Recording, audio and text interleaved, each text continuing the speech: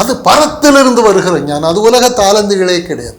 தேவனுடைய வார்த்தை, எழுதப்பட்ட வார்த்தை, கிறிஸ்து நமக்கு கொடுக்கப்பட்டிருக்கிற இந்த வாழ்க்கை உலகத்தில் உள்ள வாழ்க்கை இல்லை.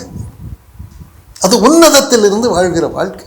எந்த மத நீதி நம்மை நீதிமானாக்கும், உத்தமனாக்கும், இல்லை நல்ல மத சம்பந்தப்பட்ட, சபை சம்பந்தப்பட்ட, உலக சம்பந்தப்பட்ட நீதிமான் தான், உத்தமன் தான், தேவனுக்கு பயந்து பொல்லாப்புக்கு விலகிறவன் தான், நான் நற்கிரியைகள் செய்கிறவன் தான், யாராக எதுவாக இருந்தாலும் எல்லாம் மத நீதி தான். அது எதுவுமே விசுவாசத்தினால் வருகிற நீதி கிடையாது.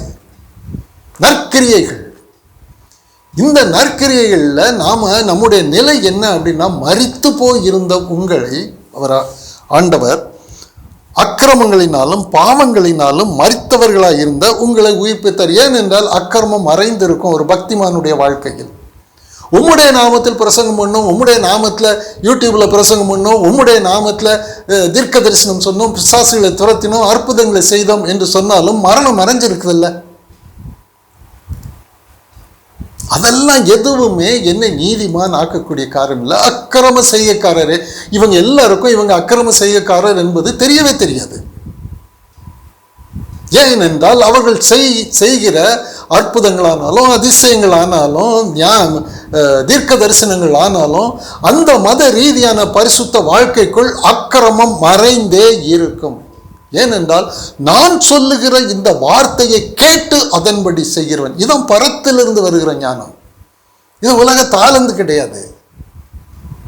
அந்த ஞானம் தான் உன்னை காப்பாற்றும். பெருவெள்ளம் மோதும் போது அந்த ஞானம் தான் உன்னை காப்பாற்றும். தேவ ஞானம், பரத்திலிருந்து வருகிற ஞானம், மறைபொருள் உனக்கு வெளிப்படுத்தப்படுகிறதே அந்த ஞானமே. அதன் மேல் உள்ள விசுவாசம் தான் ஞானம். வேற என்ன ஞானம்? அவர் ஒரு வார்த்தை சொன்னால் அது நடக்கும். அதுக்கு மேலே எனக்கு நான் இல்லை. உபத்திரவம் நம்மை மிரட்டும் பொழுது, ஒவ்வொரு உபத்திரவம் மிரட்டும் பொழுது, உதாரணமாக ஆபிரகாமை ஒரு பெரிய உபத்திரவம் மிரட்டி கொண்டே இருந்தது. அவரை சித்திரவதை பண்ணிக்கிட்டு இருந்தது. தேவன் அவரோடு பேசும்போது அவர் அப்படித்தான் சொல்றார். ஆதியாகமம் 15வது அதிகாரத்தில் 1 முதல் 6 முறை உள்ள வசனங்களில் அப்படித்தான் பார்க்குறேன். என்ன ஆண்டவரே, எனக்கு பிள்ளைகள் இல்லையே, எனக்கு ஆஸ்தி நிறையா இருக்கு, என் ஆஸ்தியை கொண்டு என் துக்கத்தை நீக்க முடியாது, என் வீட்டில் வேலைக்கு இருக்கிறவன் தான் எனக்கு சுதந்திர வழியாக மாற போறான். அவர் அங்கலாய்க்கிறார். தேவனிடத்தில் அங்கலாய்க்கும் போது ஆண்டவர் பரத்திலிருந்து ஒரு ஆதாரம் வந்தது. அப்படியெல்லாம் ஒன்றும் கிடையாது, நீர் அதெல்லாம் ஒன்றும் நினைக்க வேண்டாம், வெளியில் ஆயத்த நட்சத்திரங்களை பாரும், அதை பாரும், இருளின் மத்தியில் அதனுடைய பிரகாசத்தை பாரும், அதன் உன்னதத்தை பாரும், உன் சந்ததி அவ்வளவா இருக்கும் என்று ஆண்டவர் சொன்ன உடனே, அதுவரைக்கு அவரை சித்திரவதை பண்ணின உபத்திரவத்தை ஆபிரகாம் அதுக்கப்புறம் அவர் அந்த உபத்திரவத்தை சித்திரவதை பண்ண ஆரம்பிச்சிட்டாரு. இதான் உன்னத வாழ்க்கை.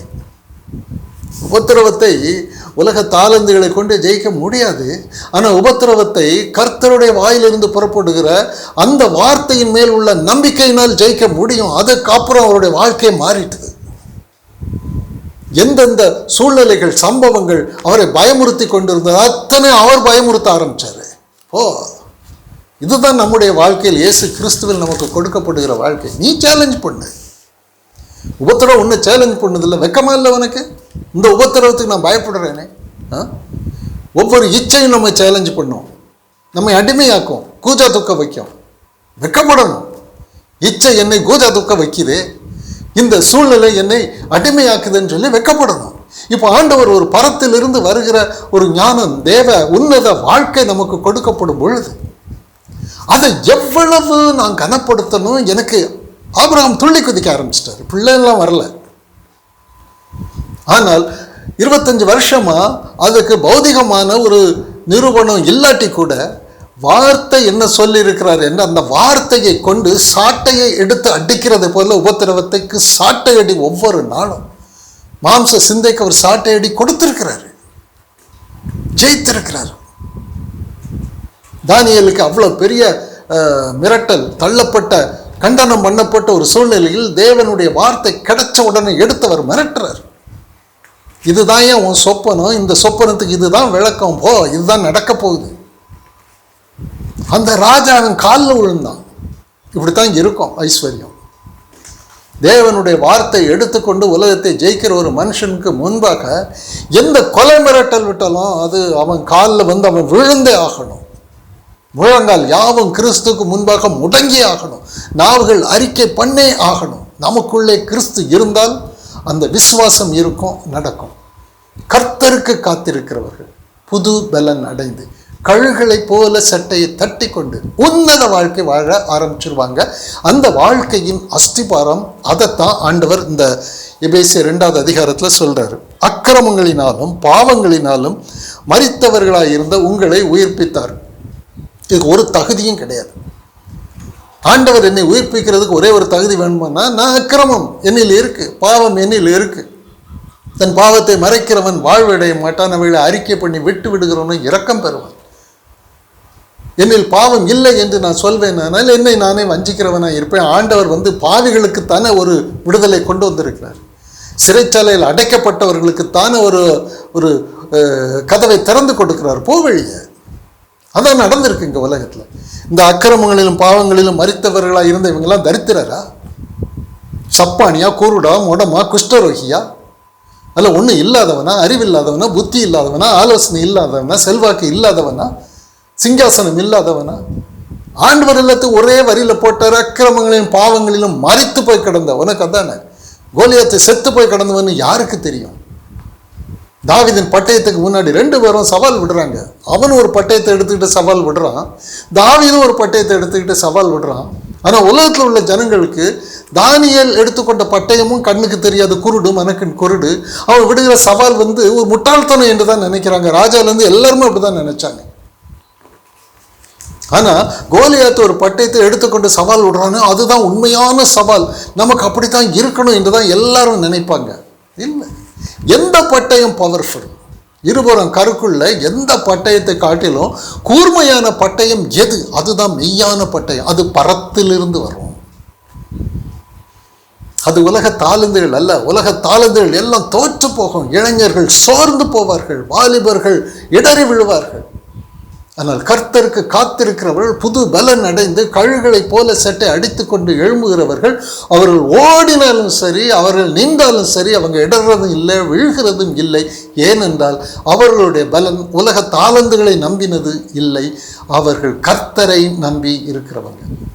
இப்போ ஆண்டவர் அதைத்தான் நமக்கு இயேசு கிறிஸ்து என்கிற ஒரு அஸ்திபாரம் போடப்பட்டிருக்கு. நாம் எப்படி இந்த உன்னத வாசிகளாக மாறுகிறோம்? உலகத்தில் பழைய உடன்படிக்கையில் நியாய பிரமாணத்தின் நீதியில் இன்றைக்கும் அதே நியாய பிரமாண நீதி என்றால் ஒரு சபை நீதி, ஸ்தாபன நீதி, பாரம்பரிய நீதி, குடும்பத்தின் நீதி, சமுதாய நீதி, எல்லா நீதிகளும் வந்து எல்லாம்னா அந்த நீதிகளுக்குள் அக்கிரமும் பாவமும் மறைந்தே இருக்கும். அந்த லெவலில் நிற்கக்கூடாது. சபை மெச்சிக்கொள்ளுகிற, சமுதாயம் மெச்சிக்கொள்ளுகிற ஒரு லெவலில் நிற்கக்கூடாது. அதை கடந்து இப்போ ஆண்டவர் என்ன பண்ணி இருக்கிறாருன்னா, உலகத்தில் ஒரு அதிபதியாக நம்ம வைக்கல. ஏன்னா உலகத்தின் அதிபதியை மண்ணை கவத்தம் போகிறான். உலகமே நியாயந்தீர்க்கப்பட்டு இருக்கிறது. உலகத்தின் அதிபதியும் அதனால நியாயந்தீர்க்கப்பட்டிருக்கான். பாதாளத்துக்கு தான் போக போகிறான். இதுதான் நம்முடைய வாழ்க்கை. எவ்வளவு பக்திமானாக இருந்தாலும் நம்முடைய ஆவிக்குரிய நிலை இதுதான். கோலியத்தை போல தான் இருப்போம் எந்த சூழ்நிலையிலும். தானியேல் எப்படி இருந்தார்? 10 மடங்கு சமர்த்தா இருந்தால் கூட அவர் மரணத்துக்கு போகத்தான் போகிறார். பரலோக ஞானம் கிடைக்கவில்லை என்றால் எல்லாருடைய நிலைமையும் அதுதான். அக்கிரமங்களிலும் பாவங்களிலும் மரித்தவர்களாக இருந்த உங்களை உயிர்ப்பித்தார். இப்போ நாம உயிர்ப்பிக்கப்பட்டிருக்கிறோம். மனுஷ லெவலில் இருந்து தேவ பிள்ளைகளுக்குரிய லெவலுக்கு அவர் நம்மை கொண்டு வந்திருக்கிறார். மனுஷன் எந்த மனுஷனாக இருந்தாலும் செத்தவன் தான்.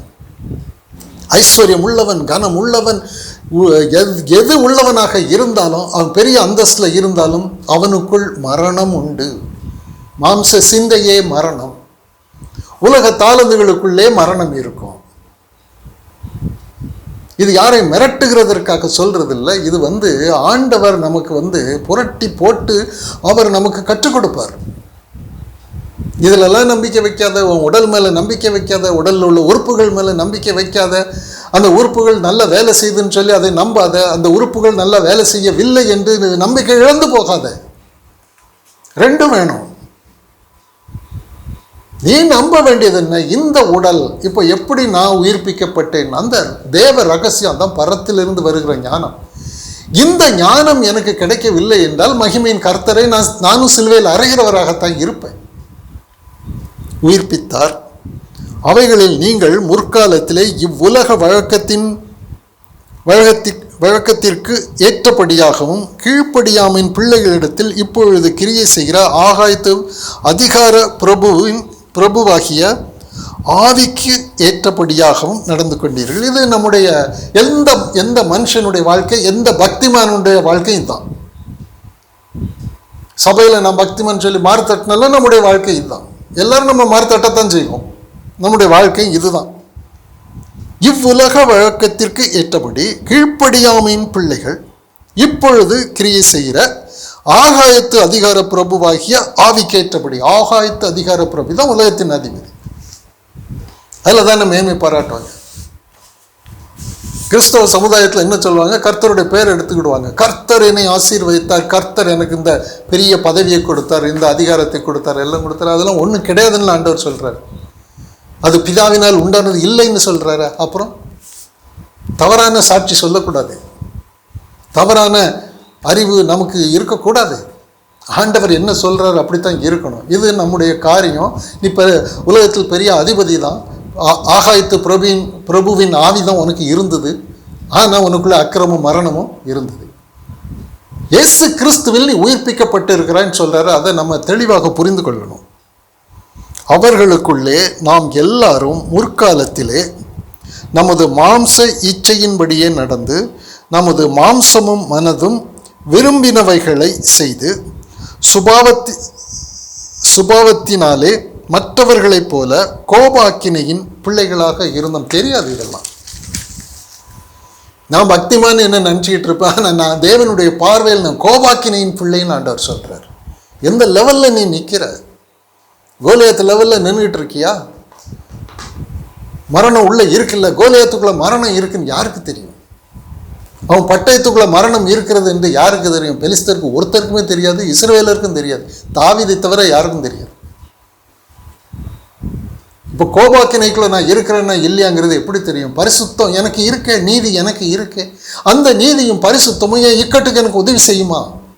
செய்யாதில்லை. அப்புறம் என்ன நீதி பரிசுத்தம்? ஏன் வஞ்சிக்கப்படணும்? ஏன் ஜீவனை குறித்து இவ்வளவு முட்டாள்தனமாக ஏன் இருக்கணும்? யார் என்னை காப்பாற்றுறது? என் பக்தி என்னை காப்பாற்றுமா? உலக தாழ்ந்துகள் என்னை காப்பாற்றுமா?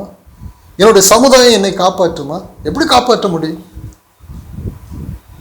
எனக்கு அங்கிருந்து வல்லமை வேணும்.